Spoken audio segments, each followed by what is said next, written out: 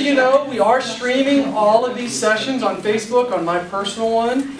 I will share those. They are shared to our Westside page as well, our Westside Church.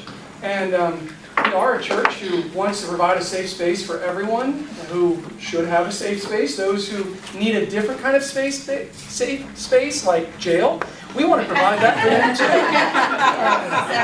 too. There's people you love to Jesus, and then there's people you love to Jesus in prison.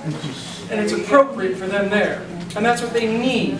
There's boundaries that we need in our relationships. And so our general theme of who we are this year as I've arrived in October, I'm the new guy here, is kind of like loving people to Jesus. And we keep moving towards that. So tomorrow we do offer worship at 9 a.m. if you'd like to come. And if you have any questions also about anything that we've talked about today, I am available. Jimmy is available. I've tagged him in all of these videos. And it's on our Westside page, it's on my page, it's on his page. And I'm happy to talk with you further if you need any help whatsoever. We hope to incorporate a lot of this into our teaching and training here for our students and our teachers and children. So with nothing else to say, I'm going to shush some people there and get us started. Jimmy, thank you again. You're welcome. So much. Thank you. I'll go over some resources later on. We'll do a period of question and answer, and that might be an appropriate time to talk about some different resources. I brought up here some resources. I was asked about how you talk to your kids and how you train and equip your kids. That's a vital component too. We can teach adults, and we can teach them adequately, or as adequately as we think we can, and at the end of the day, that doesn't give me complete confidence because our children are the ones who interact with adults. So we've got to train our kids too. So I'll give you some resources for that. I'm going to start this session. We're going to do a little bit of shift, but before I do that, I'm going to kind of clean up a little bit from the last session where I was talking about the actual skills that these guys use. Inevitably, one of the things that I hear very often, from churches especially, is that, you know, the gospel of Jesus says that we need to invite people in regardless of their past, you know, et cetera, et cetera. And so for the convicted pedophiles, we're going to keep an eye on them, and we'll put safeguards in place. And so churches will send me their procedures for known sex offenders, and they're just so convinced that these safeguards are good enough. And I'm telling you they're not. But no matter how much I told people, they still wouldn't believe it because they kept coming back and saying, yeah, but we have people who, they really know what they're doing. And they really have a heart for protecting kids. And so I started doing a demonstration, and I said, okay, let me go into a role as the convicted sex offender who got out of prison, who makes his way into church, and you guys do what you're going to do to keep me safe. And so I'll do just a light demonstration here and show you guys, but I'll go into role. So, okay, I'm the offender. I'm out of prison. I come to your church because I hear that you guys are just warm and welcome, and you're open to everybody, and I just love Jesus. So you guys would put the restrictions on me. So generally the restrictions are this. A known sex offender can't sit in the same row as any children. Some will go as far as they have 2 adult accountability partners that sit on either side of the known predator. Anytime that they get up and move throughout the church building, they have to have those accountability partners go with them. And if they go to the bathroom, those people have to go into the bathroom with them. And they can't go into any of the children's wings within the church. So I tell them, let's demonstrate and see how that works. So right now, let's just suppose, I'm not going to get volunteers, but let's just say I have 2 adults on either side. I'm going to sit down and we're going to worship and listen to your wonderful sermon, and I say, okay, what are you guys missing right now? It's like Apollo Robbins kind of stuff. You just sit down and... I'm just sitting, let's say that we're about to start. yeah, church is about to start, we're sitting in a row, no kids, I have an adult on either side of me. What are we missing? Well, you said that one of those people, a pedophile, can see the other pedophiles in the room. Yeah. And they can also spot those who are most easily perpetrated upon. Mm-hmm. So therefore, they're just ticking off who's here that they can link up with. Take an inventory to Yeah. use, to use Apollo's and they're language. looking around and they're going, oh, look, that one and that one, I could take them. I'll visit them. I'll get the bulletin. I'll get the directory. I'll now have access. I'll go to their home. So there's another kind of inventory that I'm taking right now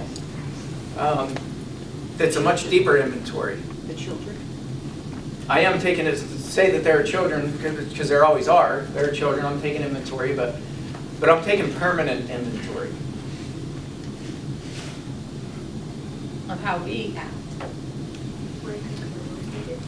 More specifically, now this is not turned on, I'm taking digital inventory with a spy cam. When I consult with churches, I've had multiple cases where these guys are using digital cameras. Now, in fact, I was talking to you a little bit ago about it. I had one case with a local church. This guy set up cameras. He was a postal worker. He set up cameras all throughout the church building. Nobody knew it. He would take still shots from the cameras, and then he would remove the face from the still shot. He would Photoshop them on nude bodies. His oldest victim in the church was 72. His youngest was 11. He would superimpose the faces onto nude bodies. So for the adults, he would look up pornography. He would go to pornographic websites. He would Photoshop the faces of the adults onto the bodies. For the kids, you want to guess where he got his pictures from? Facebook. Facebook. That's right. So he would go to Facebook, people who made their profile public, and they would put pictures of their grandkids or their kids that are in the bathtub, and look how cute, all the siblings are together in the bath. Well, he would take those pictures of the nude bodies and he would Photoshop literal kids from his congregation onto those bodies. He would go home, he would masturbate to those images. So the problem with that is, you guys can pass that around. It's not recording. So no, because number one, it's illegal in most states, and number two, I have no reason to videotape people. But in the middle there, on the sixth hand, there's a little dot. That's where the camera is. So you can take still shots. What they'll do is, you can either take still shots or you can take video. I could record 2 hours of HD video on that if I wanted to. With some of the fitness watches and all that stuff now, as technology advances, I bought that thing on eBay for $40 just to use as a demonstration. That thing's already antiquated, and I bought it 6 months ago. So as technology advances, these guys are utilizing technology like crazy. But it's not just technology, and it's not just to go home and gratify themselves. What they're doing is they're targeting people within your congregation. So they're going to wait until a time when you guys forget, because you're not going to keep announcing to the church for the next 10 years that, John Smith over here is a registered sex offender. He's going to wait 1 year, 2 years down the road. You get a bunch of new families that come into your church. He's going to befriend those families, and he's going to start hanging out with their kids outside of church. It's off church property. You guys will never know that he's doing it. And he's now become best friends with this new family, or multiple new families. I have another guy that was at my brother's church in Nashville. And this guy was actually kicked out for doing that very thing. They had notified the church, and they had set boundaries on this guy. He was not convicted, but he had crossed all kinds of boundaries. You know what he did? Family that came on the very first week, he befriended them because they had a little boy who fit his preference. And he started having these little play parties at his house. And he would show up at this family's house, knock on the door and say, you know, I'm going to take Billy over to my house and we're going to have a play date. And so the church found out, because this family eventually it escalated and the family got really upset. Said, this guy's kind of creeping us out. So the church found out and they gave him the boot and kicked him out. So, you know, just because we say, well, you know, we're going to keep them away from kids while they're on property, that means literally nothing. These guys will find ways to get to the kids that are inside of your congregation. That's a promise.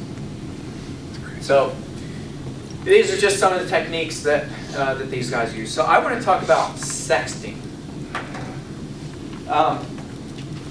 Let me pull this up here. Shift gears a little bit.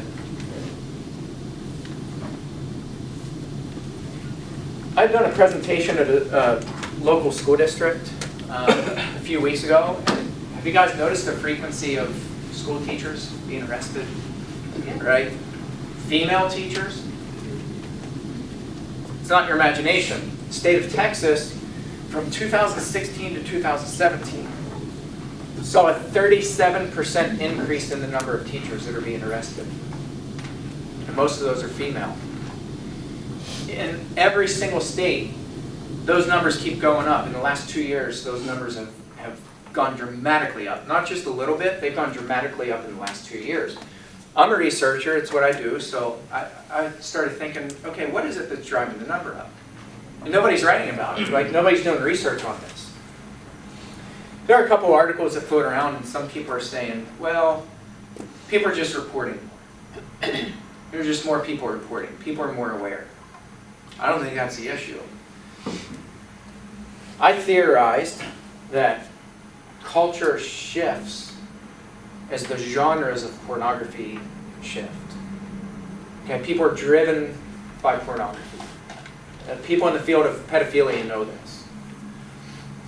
So, what is it that's shifting in the genres of pornography that's causing people, school teachers, married people, kids, and they're not just doing it, they're doing it with multiple students.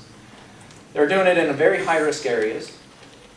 So in the car, in the parking lot, during school hours, in the classrooms, in the closets in the classrooms, and it's usually 3 to 5 students rather, until they get caught. And so typically, with the teachers, I don't know if this is because the media reports females more than males, or if it's statistically more females than males. But typically what's happening is you have school teachers. I had analyzed over 100 of these recent cases. I can't even keep up with them. They're coming out so fast. So I had analyzed over 100 cases, and here's what I found out. The average age of the teacher is about 34 years old. But that's just because some of your older teachers that are in the 40s and 50s bring that number up. Your vast majority of school teachers are aged 21 to 25. 21 to 25. The average age of the student, male student, is 17 years old. And so you have this age group where you're into a different category altogether because they're not pedophiles. Okay, pedophile is medically defined is somebody who's attracted to or has been abusing somebody for a period of 6 consecutive months or more who's prepubescent. So anybody under the age of 13. Pedophiles don't ever stop. Pedophiles, you know, we kind of profiled them. I showed you guys what they're like. Now we get into another category, and you're talking people who are pushing just on the verge of 18 years old. And you have school teachers who are just beyond 18 years old.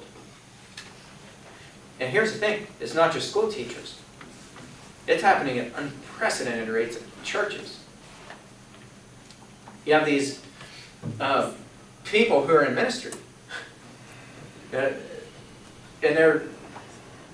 they call them affairs or inappropriate relationships, but they're preying on people in their classes. So I'm thinking, this is something that we need to address too. As technology shifts,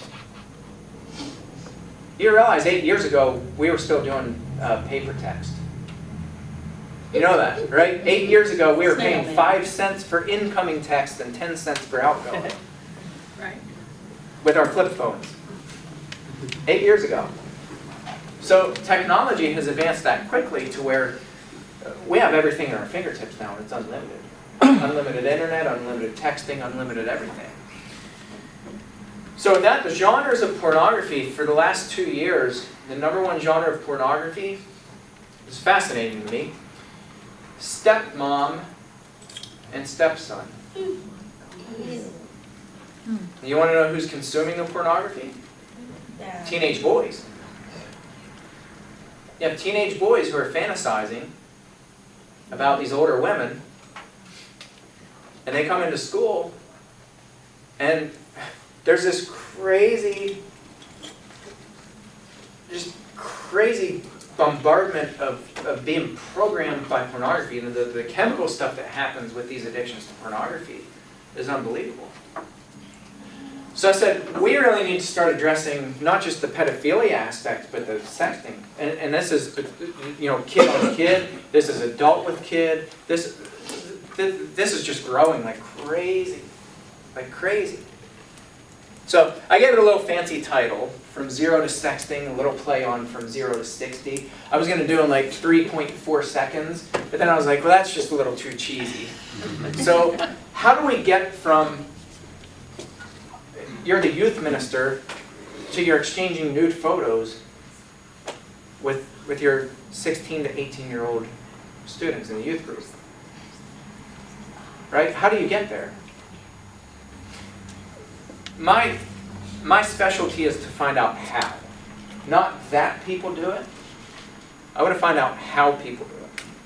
So I started studying and analyzing and, you know, just figuring out how do people do it? How do they do it? So here's what I found out. This is what I uncovered. In all of these cases that I analyzed with school teachers, you have basically 7 main deadly ingredients. You have a precursor, a catalyst, private communication, language seeding, touch and body language, plotting the encounter, and the cover-up. I'm going to go through these one by one. I'm going to draw another analogy or another metaphor. I build a lot of fires. I heat my house with wood. In any given year, I build hundreds of fires. When you build a fire, you don't just light a match, throw it on a stick of wood, and then it goes up, right? Has anybody ever tried to build fires? Everybody makes it look so easy. Like you just put a little newspaper under there and then it just goes up. It doesn't work that way, does it? So you have all kinds of environments that have to take place for that fire to really thrive. So I found out, you know, in my home, to heat the house with wood, the moisture of the wood matters. The age of the wood matters. Atmospheric pressure matters. The size of your chimney matters. The length of your chimney matters. Wind speed matters. There are all these different components that have to take place for you to light a stupid piece of wood on fire and to keep it going. So the same is true. Affairs and these sexting things, they don't just happen. Right? How often do we hear that? Oh, I don't know what happened. It just happened. You're married. You have 3 kids. You've got a beautiful spouse. And you threw that all away for a 16-year-old kid? It just happened? It doesn't just happen. So how does it happen? What's the step? And why do I tell you this? I tell you this because we need to have an awareness. And we need to stop listening and believing people when they say, well, it just happened. Because what do? We sympathize and we're like, oh, well, you know, we need to love this brother or sister back to health. And we don't do anything to actually help them or to hold them accountable. So, 7 deadly ingredients. Let's start with the precursor. So what is the precursor? This has to take place before somebody, an adult, starts messing around with a teenage kid. This is a fantasy of what could be and a frustration with the way things are. Okay, so you're fantasizing about the way things could be. So for the married person, whether it's a guy or a girl, you're frustrated with the way things are. And then you begin to fantasize about the way things could be. So pornography, the genres of pornography change. The latest trends are anime and stepmoms. So anime pornography is cartoons. They're exceedingly and rapidly changing to more and more graphic, violent, just crazy stuff going on in anime pornography. That was one of the most searched genres of pornography and stepmom, like I said, over the last 2 years. Kids are already sexting with each other. They're already programmed that they're expected, if they're dating, especially for females, if you're dating somebody, you need to be sending them pictures. We've pre-programmed kids to think that in order for the relationship to be healthy, they need to be exchanging explicit pictures with each other. Who was the latest in Hollywood that just had their account hacked? Kevin Spacey. No. It was a female. So somebody was just hacked this last week. Oh. Another one. You notice how many people in Hollywood have been hacked? And it's not just Hollywood. I mean, it's all over the place. So there's this expectation, if you're dating somebody, especially for the female, you need to be sending nude pictures, or he's not going to like you. So for pornography, the guys fantasize about this. And they're the ones pushing the females to send the nude images. For the females, the fantasy is the romance novels. Now I mentioned 50 Shades of Grey. By the way, Andrew, I didn't tell you this. I almost scrubbed myself with steel wool whenever I got to your house. I had a 90-year-old woman sitting behind me who was sharing with another woman about how she loves the 50 Shades series. She was in her 90s, and she's like, have you seen the latest 50 Shades that came out? And I was like, oh, look, I am not hearing this. Please, God, tell me I'm not. Like, a lot of things don't shock me anymore. That was shocking. And so the lady beside her was like, that's a little racy for you, don't you think? She goes, oh no, me and my daughter watched them together. I'm like, oh my, no. So romance novels. Like, I joke about this, but I don't have a romantic bone in my body. My wife will tell you that. She gets lost in her romance novels. Now, she's not a 50 Shades person, thank God. So she doesn't read the raunchy, gross stuff. But she loves the romance novels. And she's like, honey, I'm reading this book, and this guy jumped out of an airplane, and he parachuted down, and he landed right directly on the woman's heart, and littered rose petals all over her. And why don't you try something like that sometime for me? And I'm like, honey, that's not reality. Like, Nicholas Sparks is not really reality. But women, women get lost in their romance novels. And so it's this fantasy of what could be combined with the frustration of the way things are.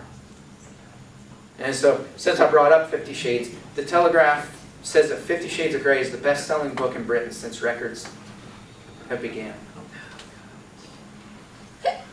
5.3 million copies sold in the UK, 125 million worldwide. The catalyst. You have the precursor, what's the catalyst? Well, the catalyst is just conversation, time spent together. So for the school teacher, they're in the classroom for hours and hours and hours a day with their students. Conversation. That's it. Joking. Curiosity, connecting. Friendships begin to form. Connections feel stronger and stronger. Connections are actually being manufactured. So let me explain that a little bit. Connections are being manufactured with the advance of social media. I could go on any one of your social medias, anybody who's set to public. I could do a little bit of research, and I could come back and I could guide a conversation where you just get lost in that conversation and say, it's like we've known each other forever. These connections are being manufactured by the people who are fantasizing about having sex with the other person. So it becomes easy to, quote unquote, know the other person's interests. Private communication. Conversation moves to the private realm via text and or social media. I cannot emphasize this enough. We adults should not have any form of private one-on-one communication with any minor. We just shouldn't do it. We shouldn't have phone numbers. School teachers, when I did this training at our local school district, I said, do you guys have a policy where teachers can't privately communicate with students? Well, right away, they all said, no. It was like unanimous. No, we don't have, there's nothing in our policy. One person stood up and said, actually, it is in our policy. We have a policy that says their teachers didn't even know. This was a policy that's written policy for the school. They didn't even know. So there, several. It was all women and one guy in my audience, and it was like 80-something% of the room said that they have students all the time that try to friend them on social media, Facebook. So we have no business doing it as adults. There's no way to monitor that. You cannot monitor it. And so people who think that the intentions are pure, and if it's an 18-year-old student or 17-year-old student, and he wants to have sex with his female teacher who's married and has kids, he's going to find a way to do it. There are YouTube videos that are tutorials on how to turn a text message into getting somebody into bed. Tons of them. Tons of them. So with the internet, with everything at your fingertips, we're getting more and more educated on how to be deviant, and people are doing it. So the interesting thing with that I found with private communication, conversation moves to a private realm via text or social media. Both feel a sense of being special. So I'm interacting with my student, and that's pretty cool. Like, we're joking around, and I'm like the cool, I'm the cool youth leader that's joking around with my students, and they're just cool, and it's just friendly chatter. The student feels special because, hey, my youth minister's being, they're being cool, they're being nice, they're hanging out with me, they're showing interest. So there's this paradox of emotional distancing through electronics. Here's what I mean by that. When you communicate via electronics, you're saying things that you would never say face to face. Do we ever see that? Like, do you ever read the comments section of any news article? Right? People say things that they wouldn't normally say. So the little kissy faces, and there's just a study that was done on emoticons, and how that rewires our brain to enter us into this fantasy world where we begin to fantasize sexually about people just from using emoticons. What's that? The little kissy faces and heart eyes and all those things. So it's like this friendly little, the winky faces and all that stuff. So there's this emotional distancing.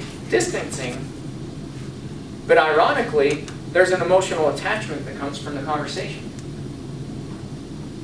So you're waiting for the next text, and you're wondering, when am I going to get the next one? There's this emotional attachment. At the same time, there's an emotional distancing, where you're saying things and doing things that you wouldn't do in person.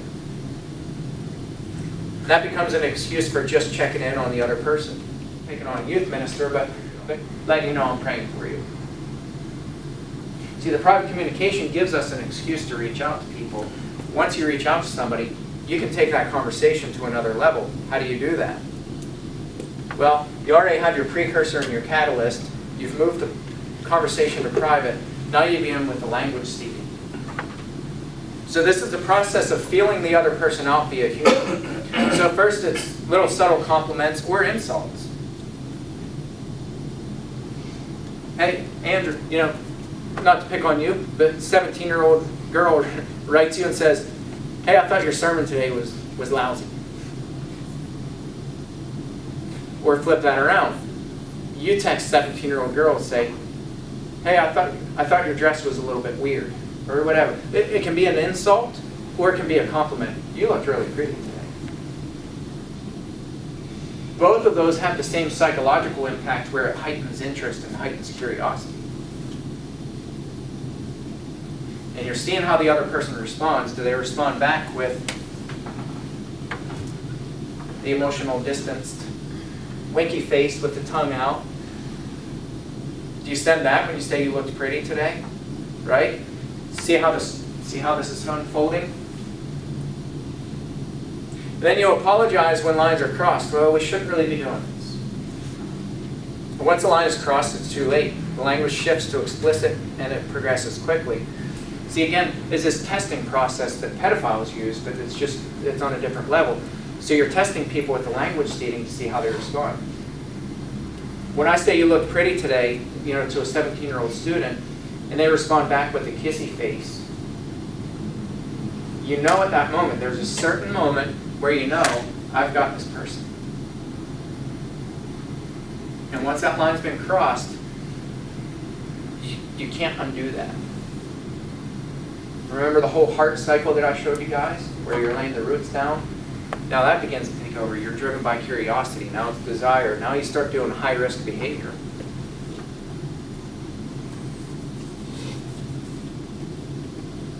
Which is this part. Touch and body language. Simple touch is captivating for the woman who responds to love and attention, and it's stimulating for the male who's full of raging hormones. So you begin testing the other person. So you give a hug for just 1 second too long. The lingering hug to see, does the body language relax? Body language is a powerful, powerful, powerful tool. How does the other person respond to body language? A touch on the arm. You know, if I walk up and touch you, you know, there's a touch where you can tell how the other person responds, where you're feeling that person out. After you've been doing all these steps before, and you see, how do they respond? How do they respond to my physical touch? Facial expressions, breathing, monitoring people's breathing patterns. And then monitoring body chemistry from stimulation. You know when there's chemistry with another person, how do they respond? And so that's a guarantee. You know at this point for sure that you can take this to a whole other level. And it doesn't stop there. Plotting the encounter. So it's, what I found in my research is always the adult who begins planning the sexual encounter. And for a school teacher, she'll think of every possible scenario and how she'll follow through and cover it up. This becomes a consuming thought. Adrenaline is literally changing brain chemistry.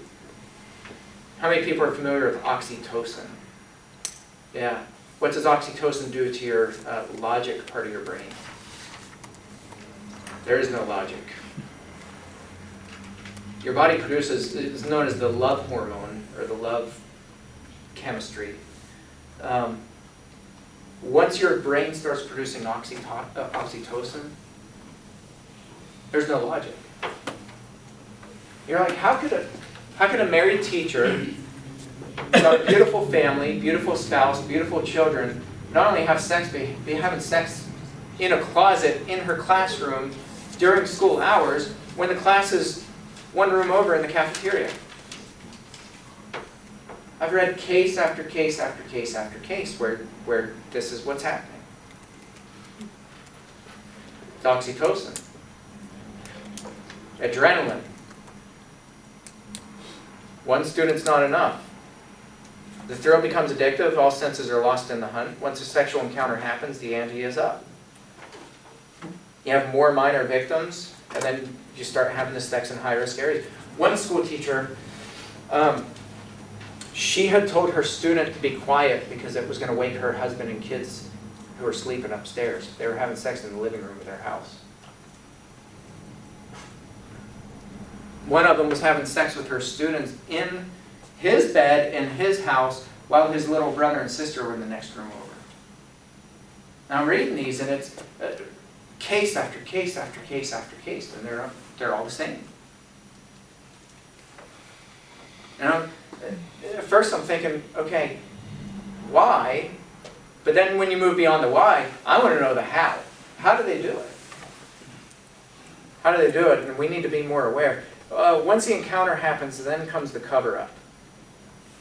So because an illegal and or an immoral act happened, the initiator thinks of every possible alibi and how he or she will cover it up. So it becomes our secret. If anybody finds out, I'll be ruined. That's very effective, by the way, when you're using that for minors. You tell a minor, you're going to ruin my reputation. That's an effective method to keep people quiet. Secrecy spirals and it can't be maintained. Panic and fear fuel threats, or even kidnapping the victim. This became an interesting phenomenon for me too. These kidnappings, where the kidnapper, the school teacher, doesn't have any intention of harming the student. Why? Why would you kidnap? There was just one recently. Do you guys remember the soccer coach in Florida? Mm-hmm. They found him in New York. The 17-year-old student, she had a boyfriend. Parents were shocked. The parents had no idea that this relationship was going on with the teacher. He kidnapped her, knew he was going to get caught. Doesn't fit the profile. He wasn't going to chop her up into pieces. He knew he was going to get caught. Why did he run? He got to a point where there's, as one of my friends calls it, the old crack factor. He got to that point. They were about to get caught, and he began to panic. He knew what he was doing was illegal. He had threatened her. It's our secret. If anybody finds out, I'll be ruined. And then, in the last minute, oxytocin kicked up, logic gone. Let's run away together. He knew it wasn't going to work out. He was stupid. He knew it was nonsense. But oxytocin takes over, and there is no logic. So I wanted to show you guys this because this was a little bit, let me explain a little bit. I started asking female friends of mine, adult female friends, do you guys ever have people send you private messages that are explicit? I asked about a dozen of my friends. Out of 12 of my friends, 12 said yes. 12 out of 12. So then I started asking, okay, how many of these guys are married? You know what the answer was? All of them. Most of them. So then, how many of these guys are Christians or public figures? Most of them. One of the guys, I didn't get his message, and I was really sad that she deleted them. One of them was a local news anchor that is like the most respected guy. Everybody just loves and adores this guy. And he's sending a friend of mine, her dad's a preacher. And he's sending her like all these explicit messages. Married, very well respected. And I'm like, this is insanity. So they said, well, we can show you if you want to see them. So I asked for their permission. I said, can I use these for presentations where I blur things out? There are no indicators of who's who. Pictures will be blurred out. Can I use that for presentation purposes? Because I think that's powerful. And these are all my friends. And I'm like, they're getting bombarded. And there's a reason why anxiety is high. There's a reason why some of these people, these girls, are afraid to leave their homes.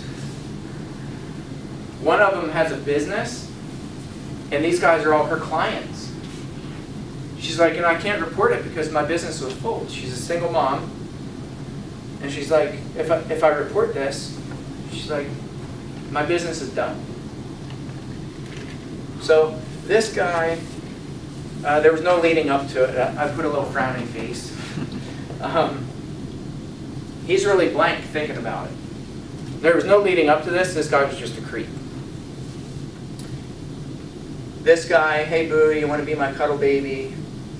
Hey, I know you need a man because the way you look sexy and hot, I'm gonna cuff you. Got good language skills, huh?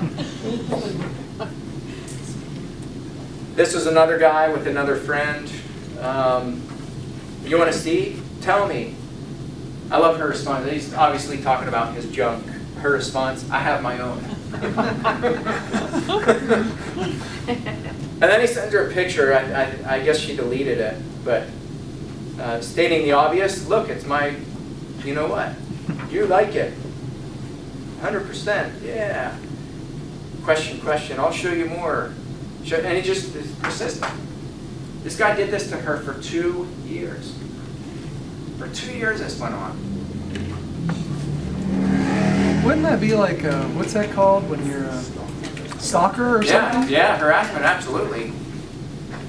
I don't know why they don't file charges, but I think it's the intimidation factor. And there's so many, this isn't just one guy who's doing it.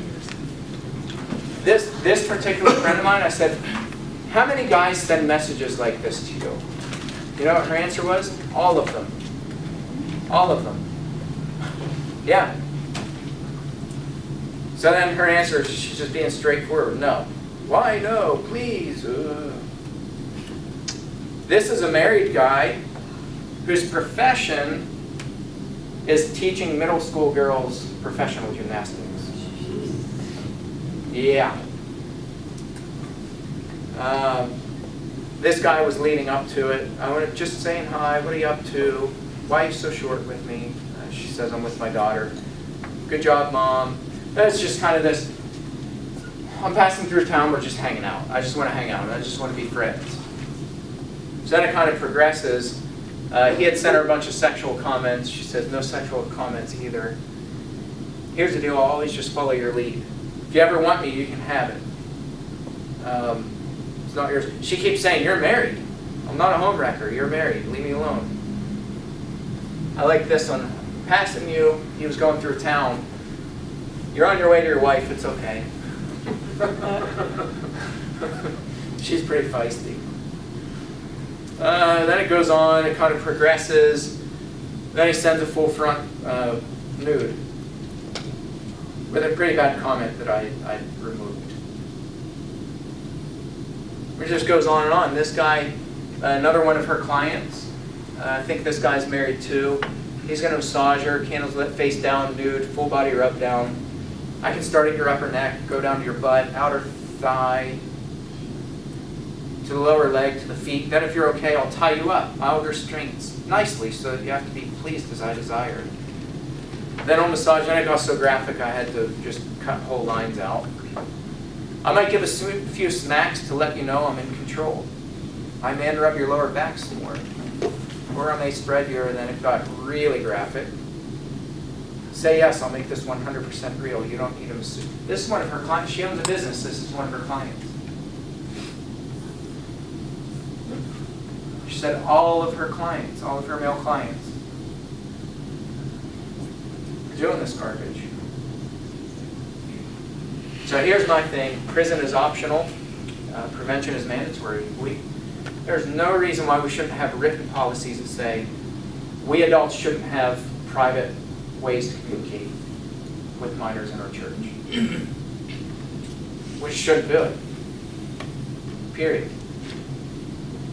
I've had people come back and, well, with today's technology, that's impossible. If you don't text with your kids, you have no way to communicate with them. There are apps out there that are accountability apps. where you can communicate with minors and their parents at the same time. We shouldn't be friending minors on Facebook. We shouldn't be talking to them on Snapchat, Twitter. What are some of the other? Kick app, WhatsApp. What are some other ones? I'm showing my age here. I'm just now learning how to text. After school. There's Ask After School. Okay. Bumble, Tinder, kids are on those. Yeah. There's, what's the one for homosexuals?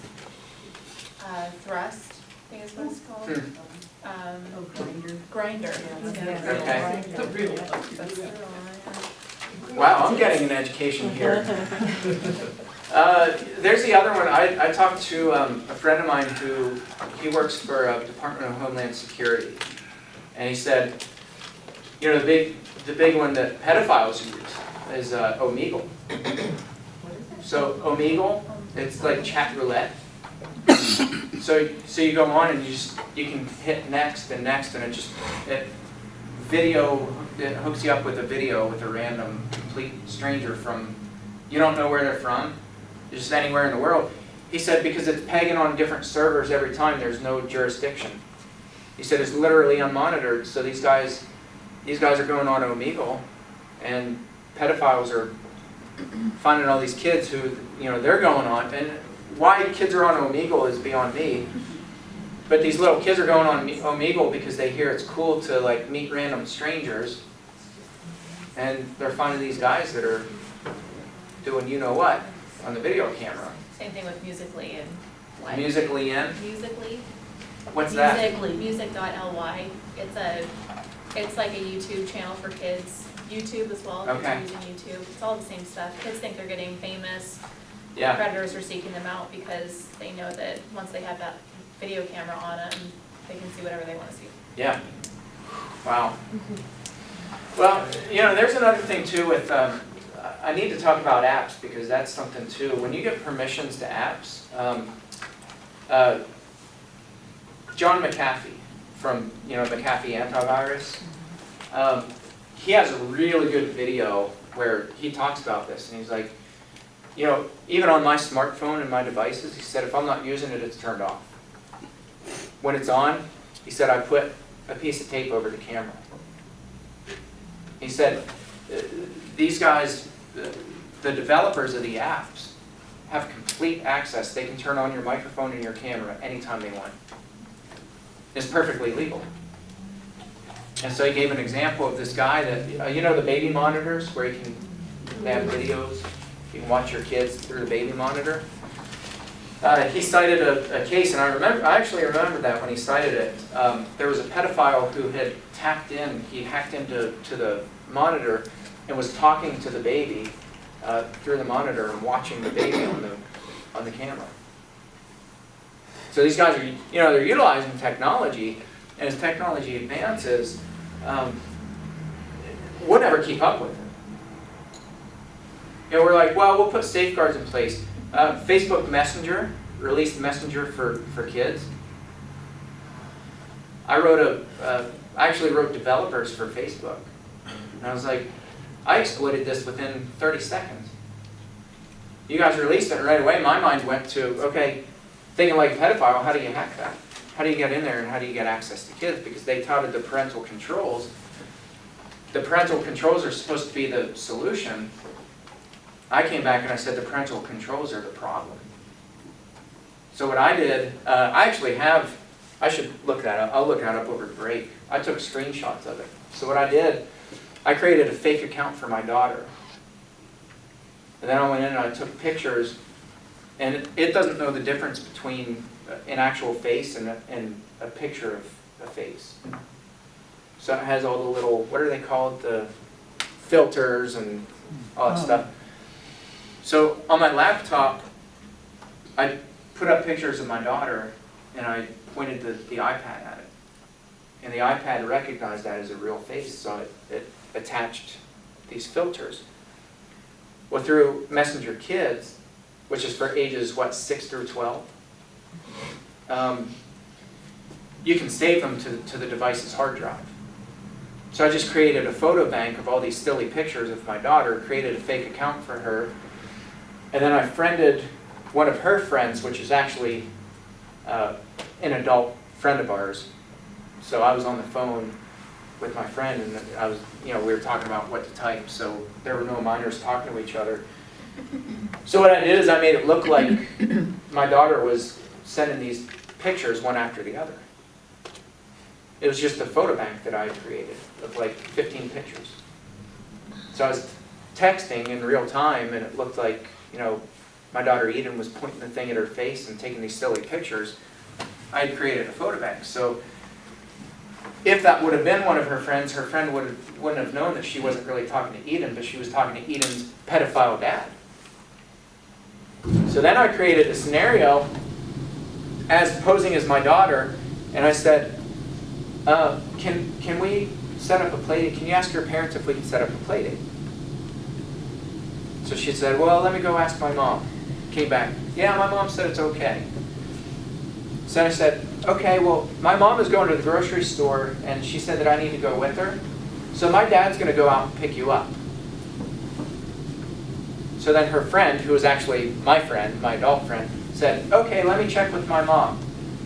And she gets back. She said, my mom wants to talk to your dad. I set up this scenario, right? So I'm playing both my daughter and myself, and the other kid doesn't have a clue. So I'm like, pedophiles think of these things, and where I can think of 100 scenarios, they'll think of 1,000 more. So technology, as it advances, our best bet is just to put it down, especially with our kids, and just don't let them mess with it. Because people are going to find a way, they're going to exploit it, and the numbers. Keep watching the statistics, pay attention to these statistics. They're on this upward trend, and it's exponential. And that's going to continue to increase. So all that to say, I thought it was important to demonstrate that and show you guys how, and just show you how easy it is for kids to be exploited. So write that into policy. Jamie, No adults with kids. one more thing along those lines too is to know what your kids have on their phones, because like you're saying, having the photo bank that you can pull pictures from right away, there are apps where kids have private photo banks that are nowhere else on their device, and they have to have an access code for it. So if you see a duplicate calculator app pop up on your kid's phone, pay attention to it. It's probably a secret album for pictures. That that way. Explain the calculator app too, because that's what do they call them? There's tons of thousands of them. Oh yeah. The apps that they pose as real apps, and it actually works as a calculator. For sure. So I have my regular calculator app. It looks, we've all got the calculator app. Yeah. Right? But I've also got this other calculator app, because I give presentations on this stuff. Yeah. So when I go into a school, I show, it looks pretty much the same. Does the 2 + 2, gives me 4, it's a calculator. Yeah. But when I punch in my, punch in my code, and it pulls up this album that's only accessed here. And there are complete apps that do this for whole operating systems too. So if your kid has the phone fully locked, and they punch in one code, it'll open up parent safe operating system, but they punch in a different code, it opens up their secret world. So pay attention to how much data is being used on their phone, pay attention to how much the apps take. You gotta do your homework. And there's no way an app like that, there's no way that you'd know. But if you're gonna give your kid a device, you darn well better know what they're doing with it. Yeah.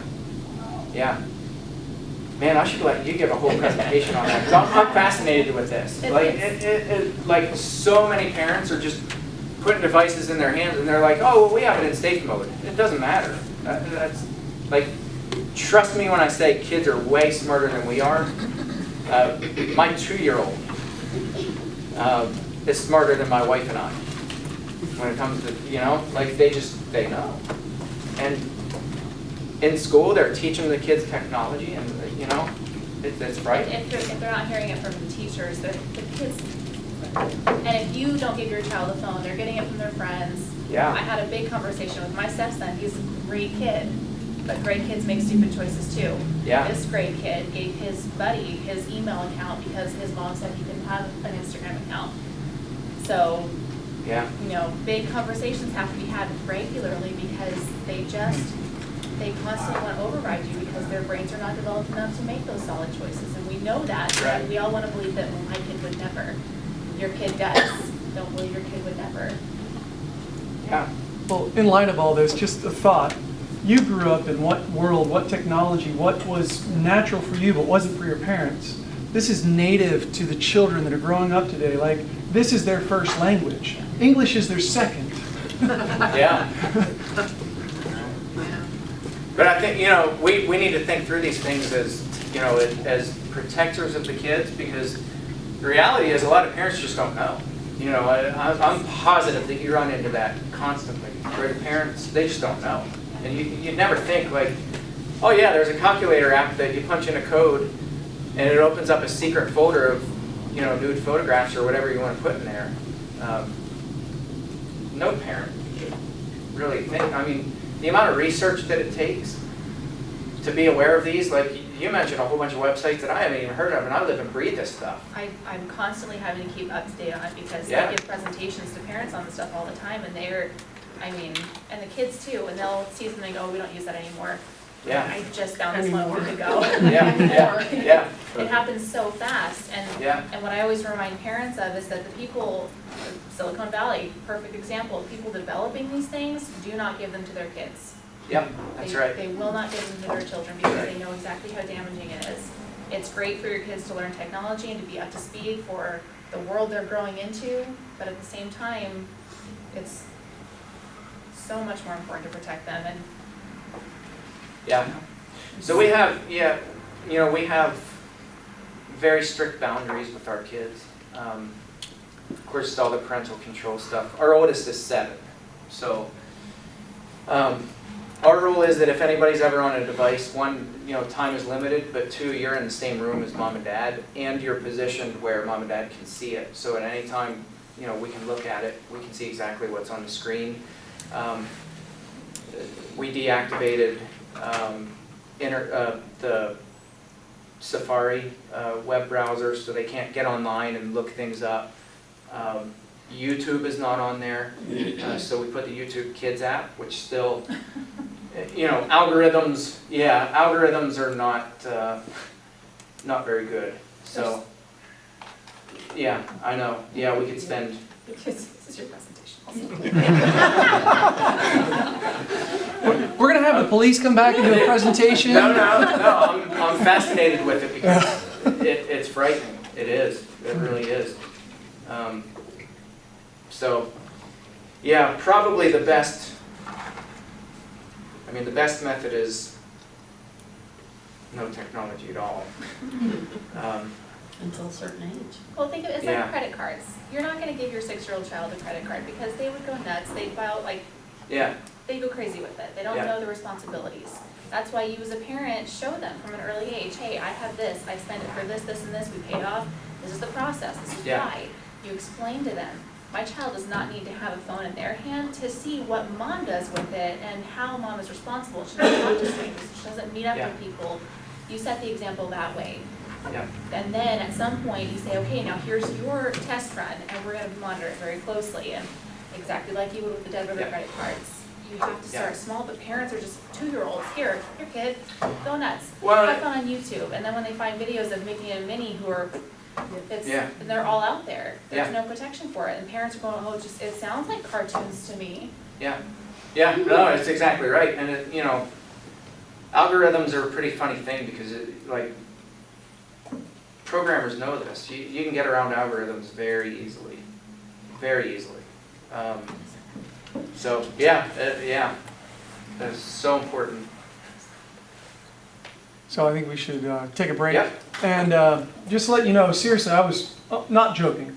My hope is that we are going to have an ongoing conversation about these kinds of things and many other things and trainings available to the community, so that we'll bring in the police and others who are in our community who are aware of these things. And some of the things we've been talking about, just so you're aware, is training of elder abuse prevention, and also training how to get away from somebody who tries to abduct the children, and how for parents to understand the world of this, and finances, how to prepare for the future, and how to prepare for your